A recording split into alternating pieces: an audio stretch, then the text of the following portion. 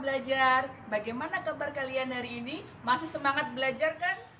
Perkenalkan, saya Ibu Ani Sekarwati, mengajar mata pelajaran biologi di SMK. Dalam video pembelajaran kali ini, kita akan belajar untuk mengelompokkan tumbuhan berdasarkan pembuluh angkut, letak biji, dan keping biji.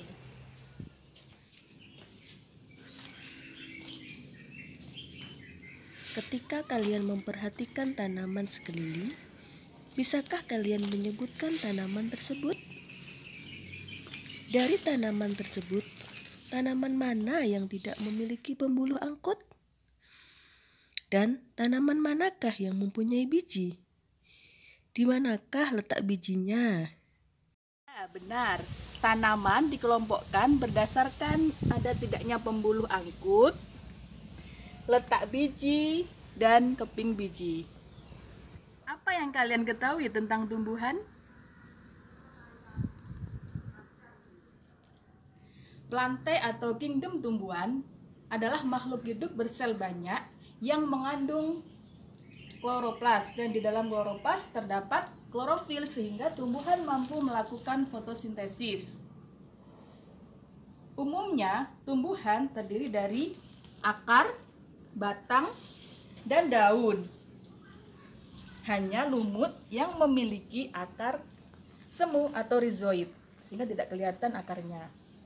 Sel tumbuhan bersifat eukariot atau memiliki membran inti, dan dinding selnya tersusun atas selulosa. Perkembangbiakan tumbuhan dilakukan secara kawin dan tak kawin.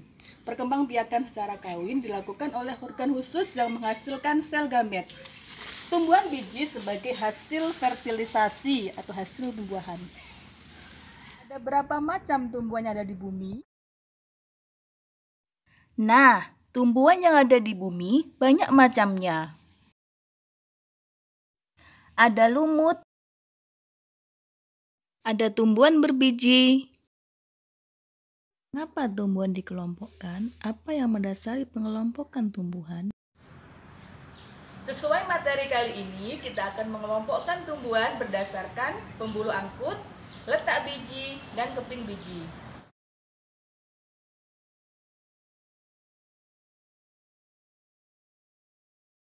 Coba perhatikan beberapa tanaman berikut. Manakah yang termasuk tanaman yang tidak berpembuluh dan yang berpembuluh?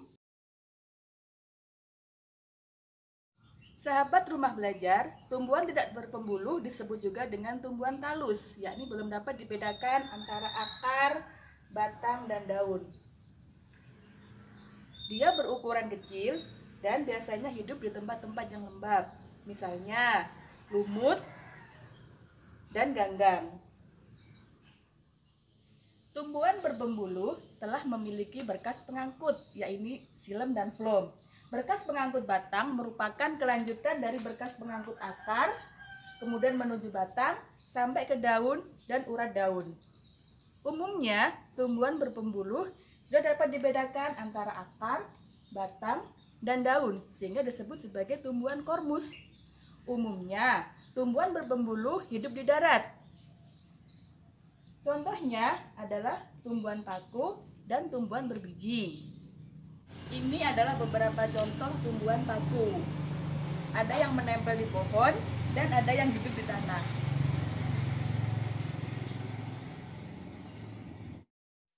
Perhatikan beberapa tanaman berikut ini. Manakah yang termasuk tumbuhan biji terbuka dan tertutup?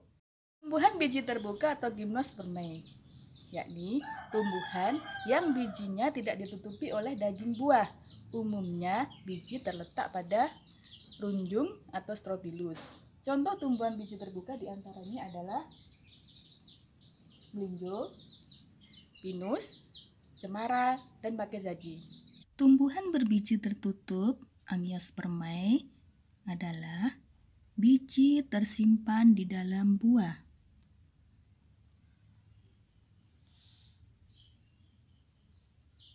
Merupakan tumbuhan berbunga sejati.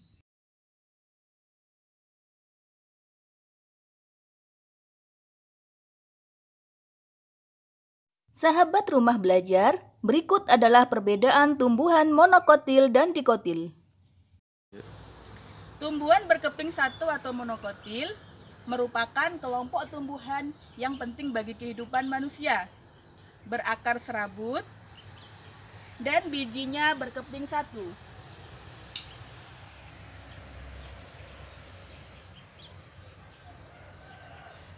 Tumbuhan monokotil berruas-ruas, tidak memiliki kambium. Daunnya berupi atau berpelepah, dengan letaknya berseling atau dia merupakan roset. Kemudian pertulangan daunnya sejajar atau melengkung.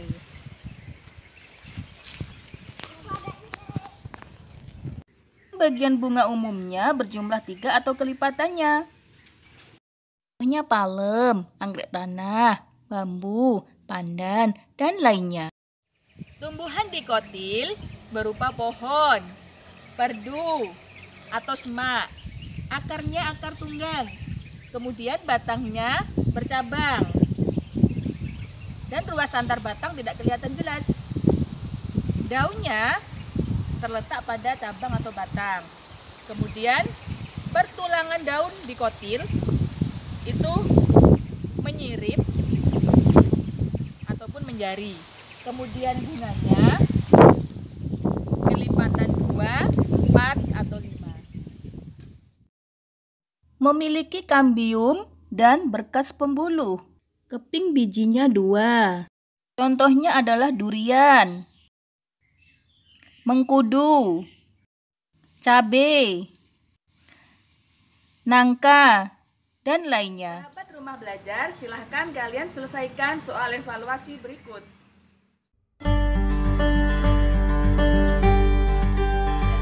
Itulah tadi pembelajaran tentang pengelompokan tumbuhan berdasarkan pembuluh angkut, letak biji, dan keping biji. Sahabat Rumah Belajar, demikianlah pembelajaran kita hari ini. Sampai jumpa dan salam Rumah Belajar.